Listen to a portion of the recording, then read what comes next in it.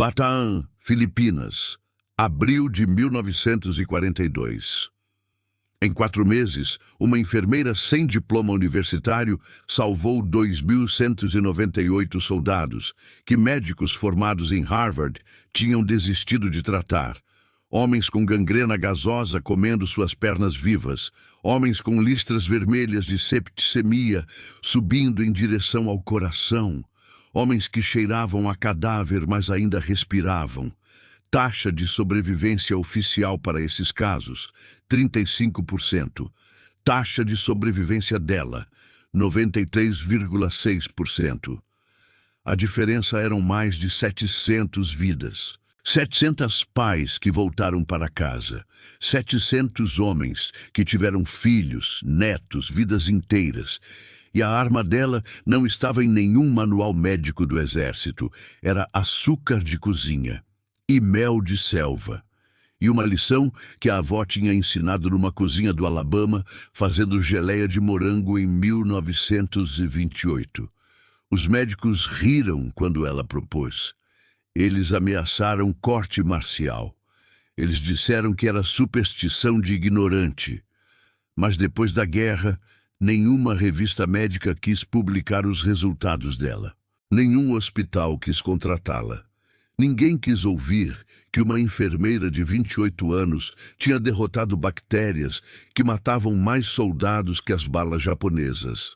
O nome dela era Mary Coleman, e em 2015, 26 anos depois da morte dela, a FDA aprovou curativos comerciais usando exatamente a mesma técnica.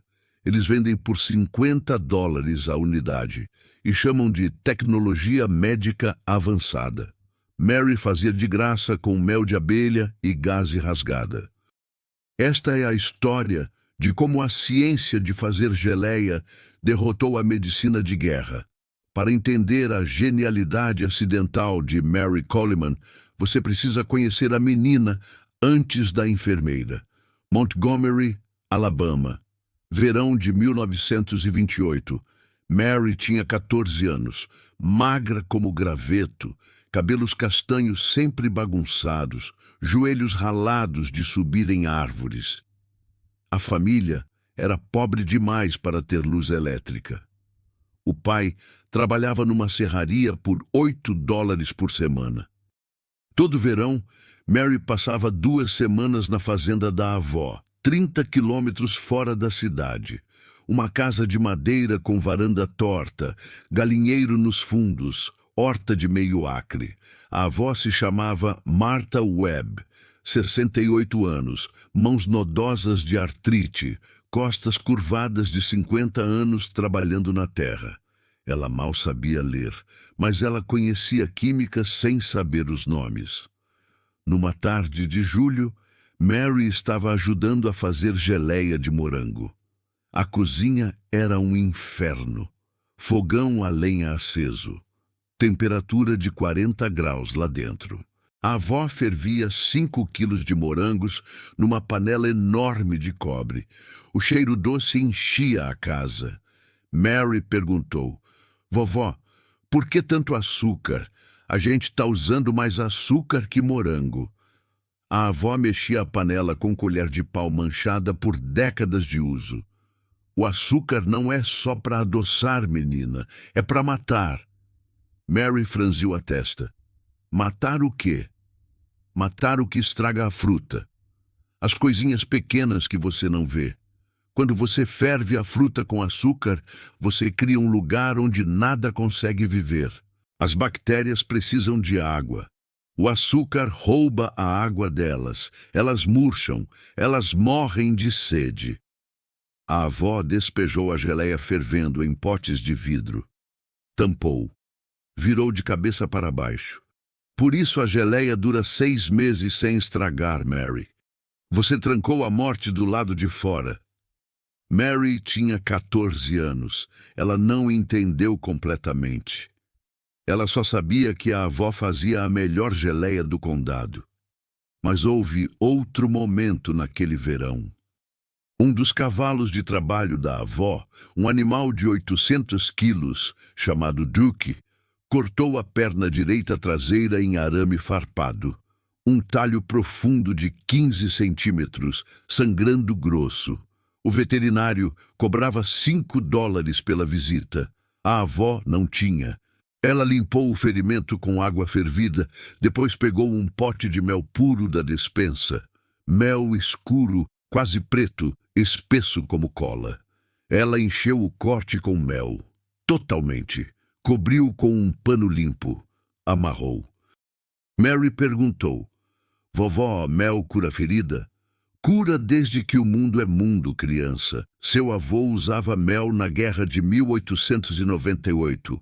Soldados usavam antes das cruzadas. O mel mata o que apodrece a carne. Igual o açúcar, só que mais forte. 2 semanas depois, Duke estava trabalhando normalmente.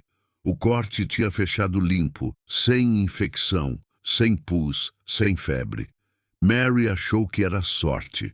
Ela esqueceu completamente dessa lição por 14 anos. Até que, numa selva fedorenta nas Filipinas, cercada por homens morrendo de gangrena, aquela memória voltou como um raio. Mary Coleman se formou enfermeira em 1937, numa escola técnica de Montgomery. Não era faculdade de medicina. Era curso de 18 meses. Ela aprendeu a trocar bandagens, aplicar injeções, medir pressão. A família era pobre demais para pagar medicina de verdade. O pai tinha morrido de pneumonia em 1935. A mãe lavava roupa para outras famílias. Mary se alistou no exército em 1940. $21 por mês, uma fortuna. Ela foi enviada para as Filipinas em junho de 1941. Manila era bonita, hospital limpo, pacientes com gripe, apendicite, pé de atleta. Ela achava que ia passar 2 anos tranquilos no Pacífico. Depois, Pearl Harbor aconteceu. 7 de dezembro de 1941. O Japão destroçou a frota americana. 3 dias depois, eles invadiram as Filipinas. Em 7 de janeiro de 1942, 78 mil soldados americanos e filipinos recuaram para a península de Bataan, perseguidos por 120 mil japoneses furiosos. O general Douglas MacArthur prometeu reforços. Ele mentiu. Ele fugiu para a Austrália num submarino, deixando seus homens morrerem. Bataan era um pesadelo feito de selva e abandono. A península tinha 40 quilômetros de selva montanhosa. 78 mil homens espremidos numa área do tamanho de uma cidade pequena, sem reforços, sem suprimentos, sem esperança. Os soldados comiam 1.000 calorias por dia, metade da ração normal. Eles caçavam macacos, lagartos, cobras. Eles mastigavam folhas de bananeira para enganar o estômago. Malária atacava 85% dos homens. Disenteria transformava batalhões inteiros em esqueletos ambulantes cagando sangue. Mas o pior eram os feridos. Batalhas diárias produziam ondas de homens despedaçados. Balas perfuravam intestinos. Granadas arrancavam braços. Baionetas abriam barrigas. O hospital de campanha número 14 foi instalado numa clareira coberta por lonas. Não havia paredes. Não havia piso, só lama que nunca secava. Não havia camas suficientes.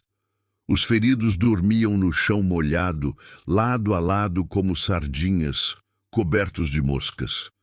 60 enfermeiras tentavam cuidar de 1.200 pacientes. Mary Coleman era uma delas. Ela tinha 28 anos agora. 1,62 mus de altura. Magra como galho seco por causa da desnutrição. Cabelos sempre presos num coque apertado. Olheiras fundas. Mãos pequenas, mas firmes. Ela trabalhava 18 horas por dia, amputando membros com serras de carpinteiro porque não havia bisturis suficientes. Mas o problema que a consumia não eram as amputações, eram as infecções. Um soldado levava um tiro na coxa. A bala não atingia a artéria. A hemorragia parava. Ele sobrevivia à cirurgia. Mas a selva filipina era um caldo de bactérias mortais. O solo estava cheio de Clostridium perfringens, a bactéria que causa gangrena gasosa. Em 48 horas, a ferida começava a feder. Um cheiro doce e pútrido, impossível de esquecer. Em 72 horas, bolhas negras apareciam ao redor do buraco da bala. Em 96 horas, o tecido morria, liberava gás. A pele estalava sob os dedos como plástico bolha macabro. Em 5 dias, o soldado entrava em choque séptico. Febre de 41 graus, delírios. Ele gritava que havia insetos dentro da perna. Ele morria. A única solução era amputar antes da septicemia. Mas mesmo depois da amputação, muitos morriam. A infecção já tinha entrado na corrente sanguínea. Sem antibióticos, o corpo não conseguia lutar. Mary via 15 homens por dia morrerem assim. Rapazes de 19, 22, 25 anos.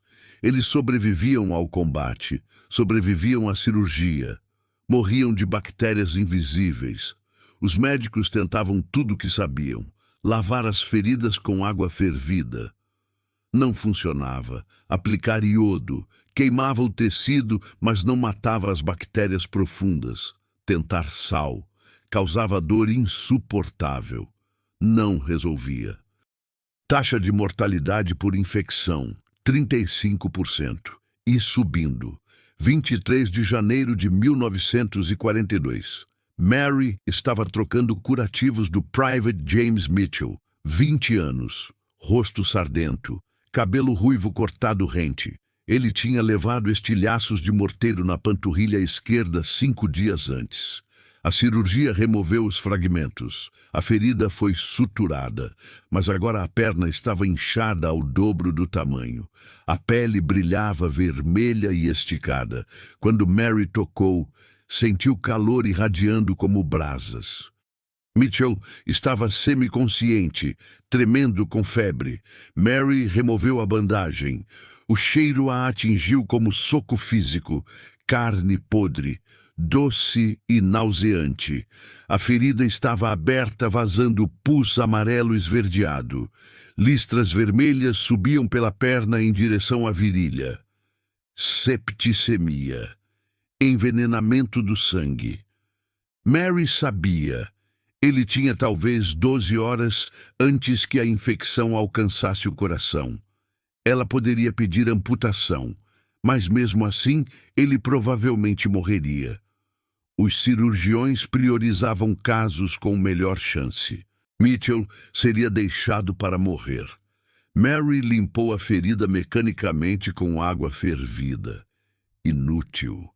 Ela enrolou bandagem limpa. Ela seguiu para o próximo paciente. Mas algo a incomodava. O cheiro. Aquele cheiro doce e pútrido. Ela tinha sentido aquele cheiro antes, mas não num hospital. E então, parada no meio da lama, cercada por 1.200 homens gemendo, ela se lembrou. Verão de 1928. Cozinha da avó. Morangos fervendo. O açúcar mata o que estraga a fruta. Ele rouba a água das bactérias. Elas morrem de sede. Mary ficou paralisada. E o mel.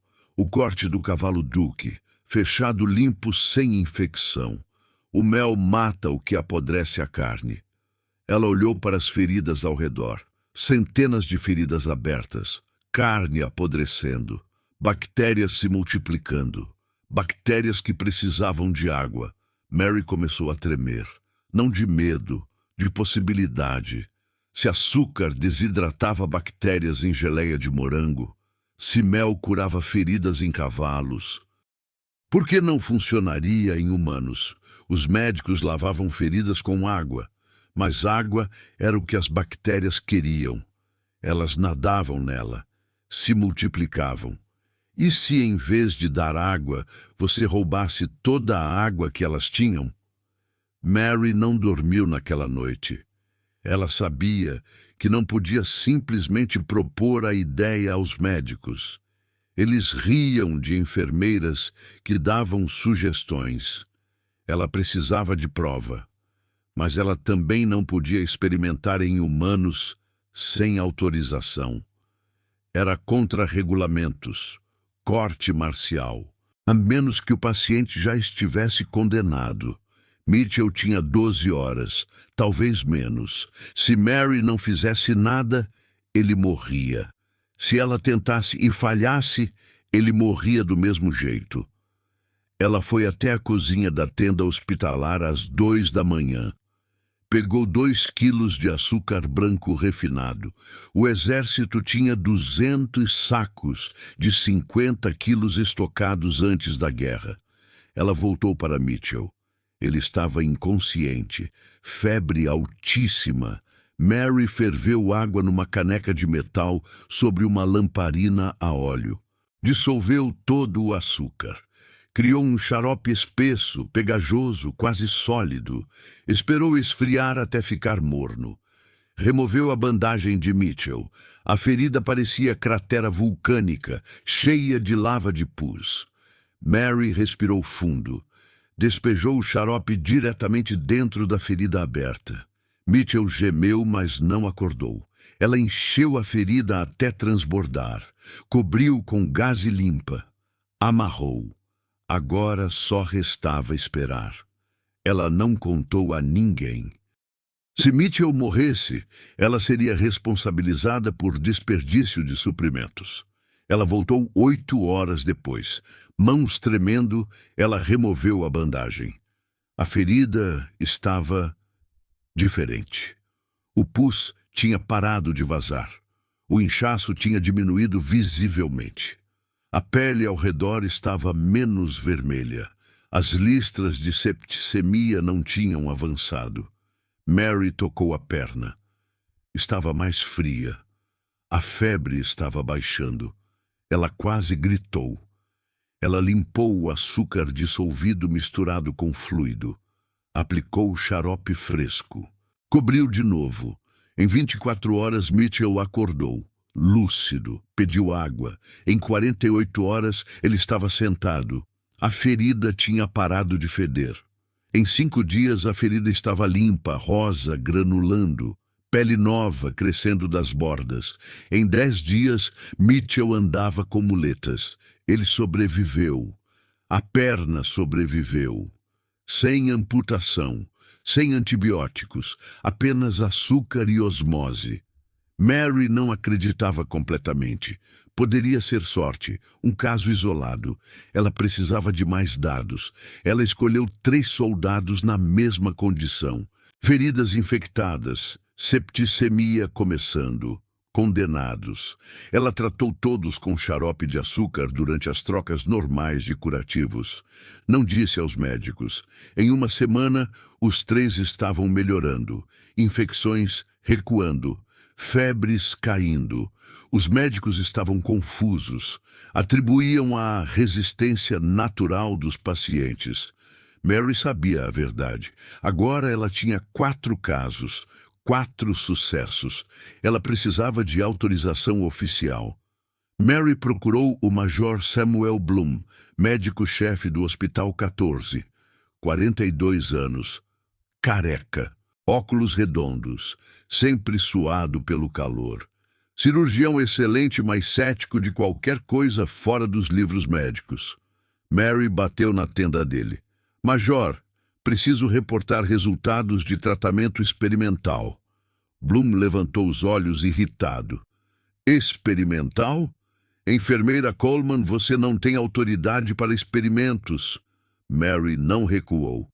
Eu tenho 4 homens vivos que deveriam estar mortos, senhor. Gangrena gasosa avançada, septicemia.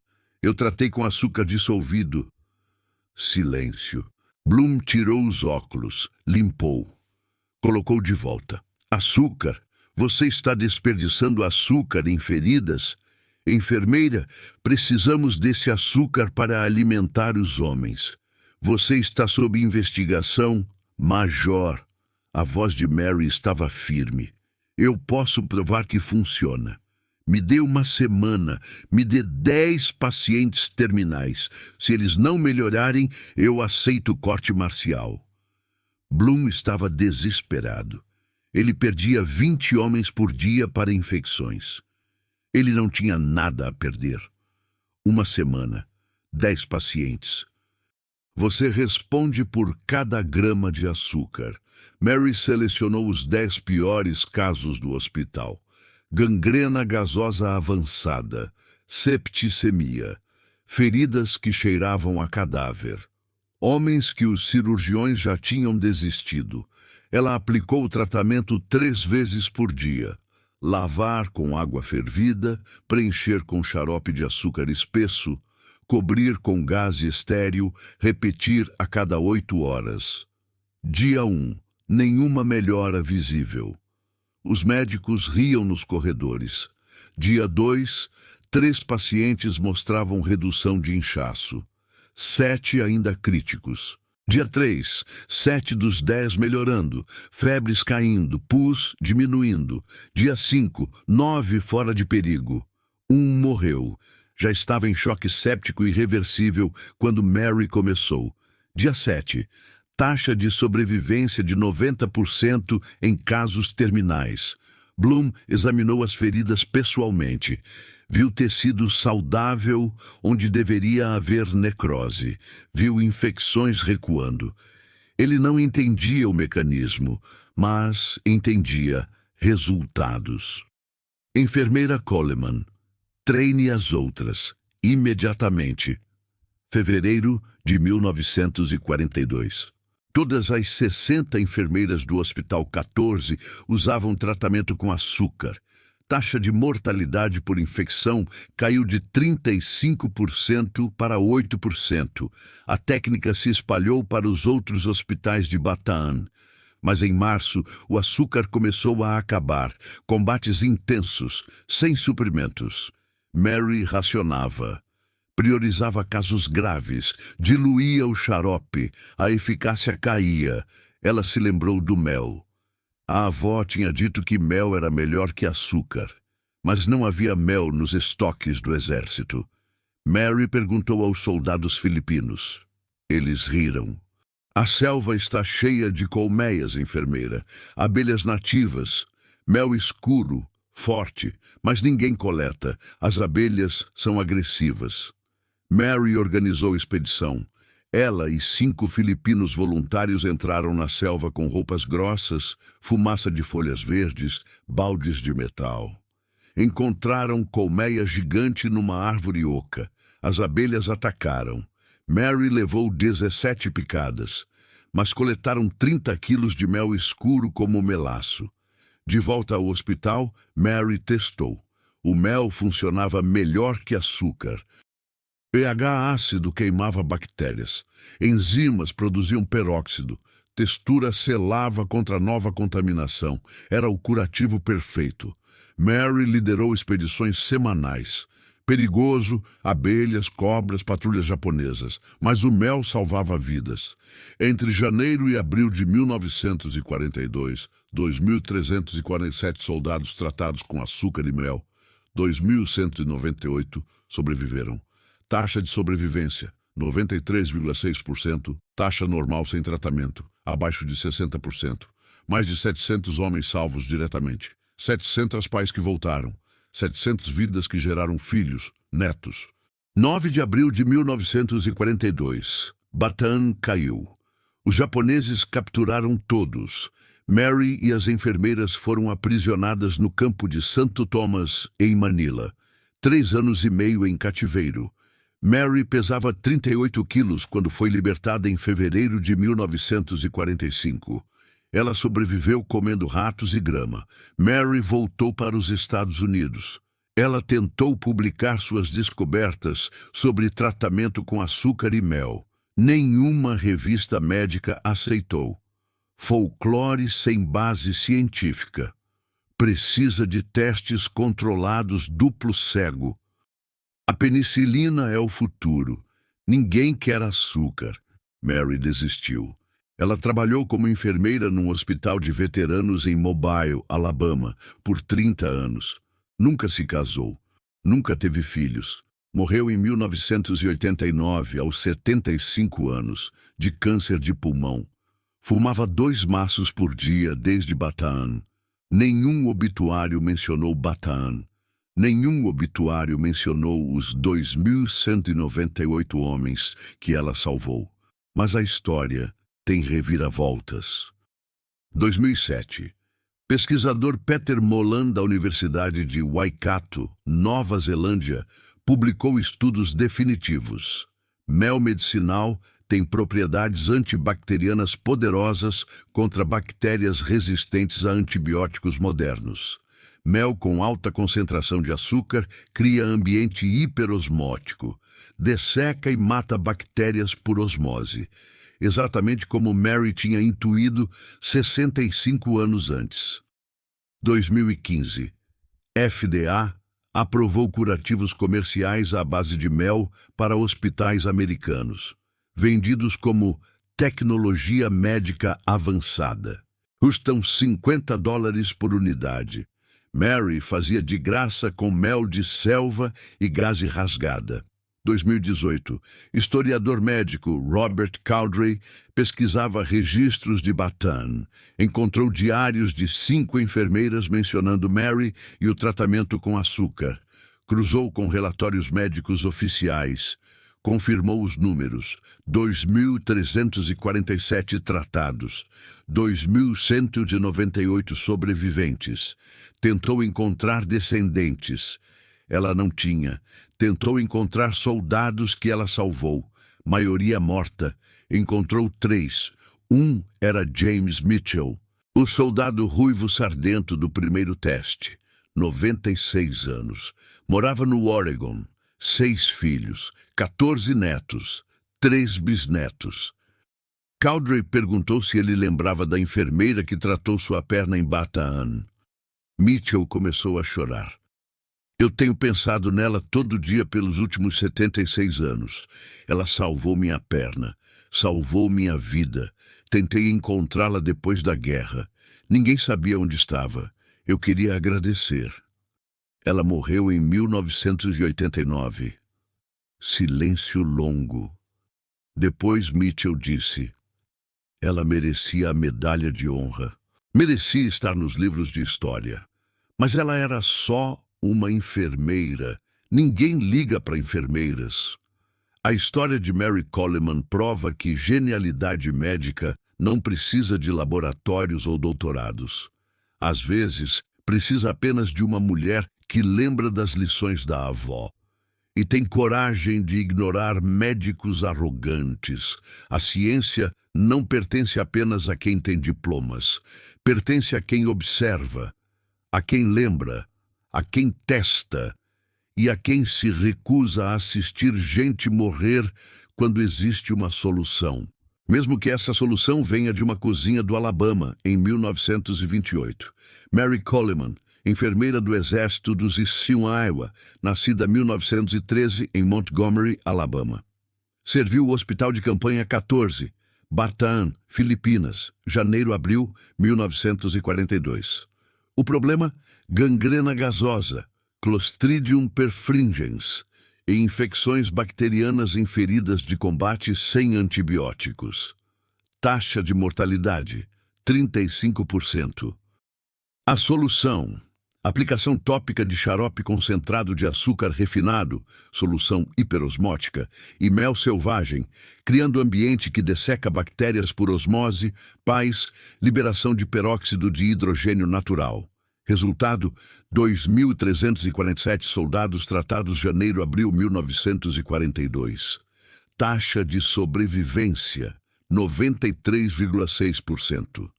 Estimativa: 700 PRUs, vidas salvas diretamente. Origem da técnica: conhecimento tradicional de preservação de alimentos por concentração de açúcar aplicado a tratamento de feridas. Transmitido por Martha Webb, avó, em 1928. Fontes primárias: Diários de Enfermeiras de Bataan, 1942. Relatórios médicos, Hospital 14 Bataan, Arquivos, Campus Santo Thomas. Pesquisa, Robert Cowdery, 2018. Validação científica póstuma. Estudos Peter Molan sobre propriedades antibacterianas de mel, 2007. Aprovação FDA de curativos à base de mel, 2015. Confirmação mecanismo osmótico em Journal of Wound Care, 2016. Se você gostou dessa história de ciência esquecida e coragem invisível, deixe seu like e se inscreva no Fronte da Verdade. Aqui contamos a história real, não a versão dos livros que esqueceram as enfermeiras. Câmbio e desligo.